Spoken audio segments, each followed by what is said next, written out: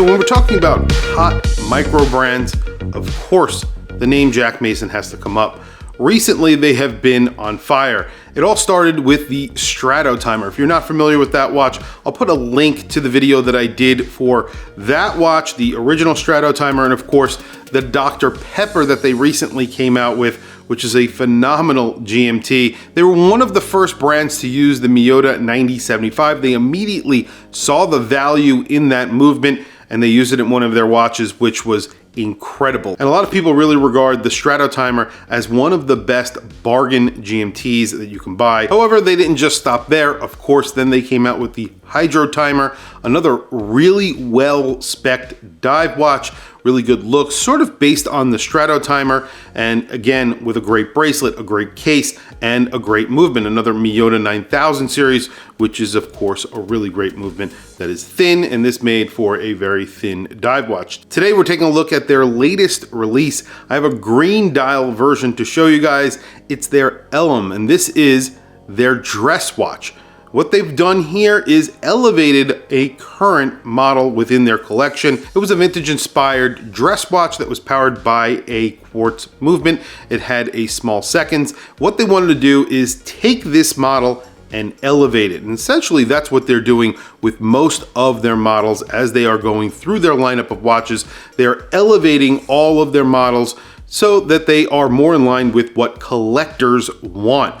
And of course that means automatic movement, hand wound movements, things like that. This gets a hand wound Sellita SW210. It gets a top grade, so that means you're getting screws that are blued, and of course you're getting Geneva striping as well. They actually assemble these watches in the United States, and Jack Mason regulate each one of these movements, so I think they're accurate to about 5 seconds per day, plus or minus. That is really good considering that's done here in the United States. This is a really nicely sized dress watch as well. They're listening to the community. You're getting a 38 millimeter dress watch with a very thin 9.1 millimeter thickness. That's including the boxed domed sapphire crystal, which of course gets AR coating. And you get a display case back where you can see that nicely decorated Sellita SW210. This also has a pretty decent lug to lug of 44.5 millimeters, so this watch will fit most wrists. However, the biggest news here is the dial. The dial here is gorgeous. It's a press dial that gets a linen texture. However, they went the extra mile and made sure that the linen texture on this dial has a lot of depth to it. And there's really not a lot on this dial that takes away from that texture. You're getting, of course, applied indices. And the version that I'm showing you today has gold tone hands and indices. Those indices are very faceted. You have their logo just below the 12 o'clock. That is their star logo, which they recently replaced the Jack Mason name with. And I think a lot of people really like this logo because it's somewhat simple. And of course it does the job. It looks fantastic.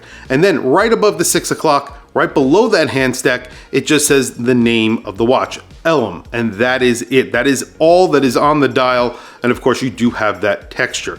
The hands here are actually slightly curved. So the second hand and the minute hands, which reach the outer portions of that dial, are slightly curved. That's because the dial here is actually slightly curved as well. At the 3 o'clock, there is a date window. Of course, I could always do without a date, but I know a lot of people love to have the date and a lot of people need to have the date. So the date here is really nicely applied. It takes the place of the 3 o'clock position of that index at the 3 o'clock, and it has a beautiful gold surround that matches those hands and those indices. So the date is there. I think it looks really good, and it takes the place of most of that index at the 3 o'clock position. One other detail I really like to mention here, they also love to put on the counterbalance of the second hand red, white, and blue, because they are located in Dallas, Texas, and of course their heritage, very important to them. That's the reason why they collaborated with Dr. Pepper, because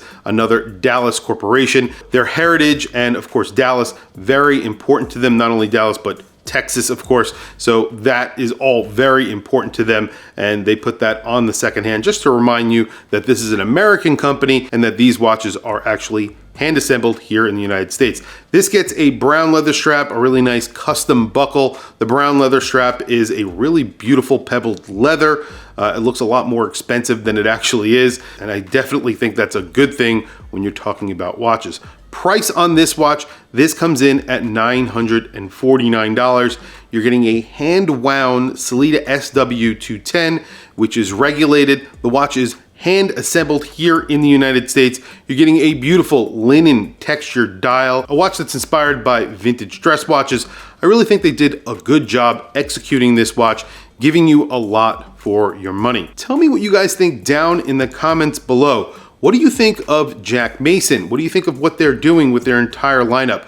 I've spoken many times with Peter over at Jack Mason. He's the owner of the brand, and he's told me many times that he is listening to collectors. He does all of the wind-up watch fairs. I believe he does District Time, and Intersect is something that he actually runs himself. So he's listening to the fans, to the people who are stopping at his booth at these events, and he's listening to the things that they're saying, the things that they want. I think that's pretty cool. So obviously a hand-wound Sellita SW210, which I think is a great looking movement and an overall very reliable movement as well, in a great package that's really nicely sized. It's a great looking dress watch, and obviously the next step for Jack Mason.